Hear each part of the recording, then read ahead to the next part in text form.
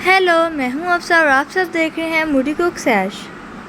आज हम बनाएंगे मैंगो सागू जो कि गर्मियों में पीने में बहुत ही मज़े का होता है और दिल करता है कि इसको बार बार पिएं। तो आए हम इसको बनाना शुरू करते हैं।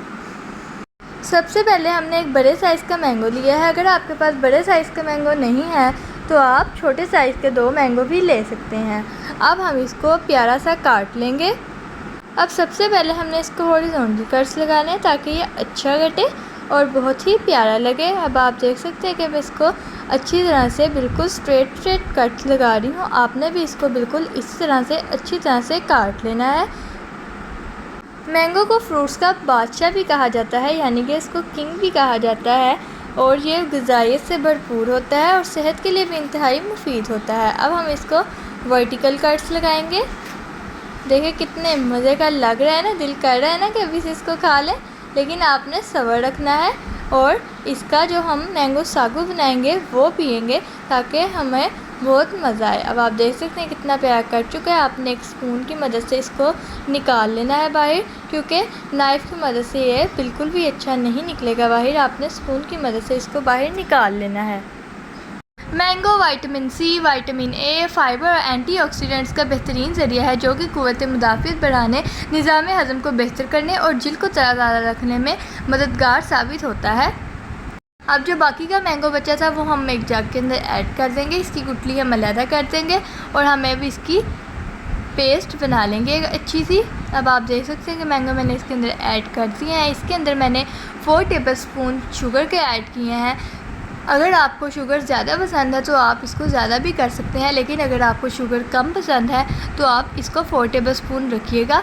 ये बिल्कुल परफेक्ट बनेगा। मुझे थोड़ी सी कम लगी थी, इस वजह से मैंने थोड़ी सी ज़्यादा ऐड की थी। अब देखें हम इसको ग्राइंड कर रहे हैं।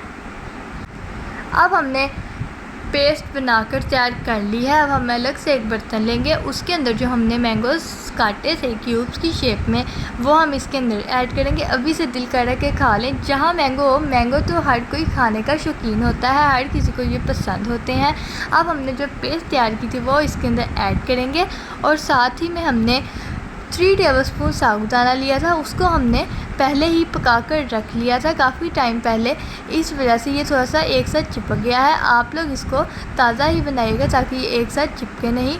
साथ ही में हम इसके अंदर ढेर सारी बर्फ़ ऐड करेंगे। बर्फ़ से ये होगा कि ये बहुत ही मज़े का ठंडा रिफ़्रेशिंग लगेगा। जितनी ज़्यादा बर्फ़ होगी ये इतना ही मज़े का बनेगा, क्योंकि ठंडी चीज़ें गर्मियों में बहुत ही मज़े की लगती हैं।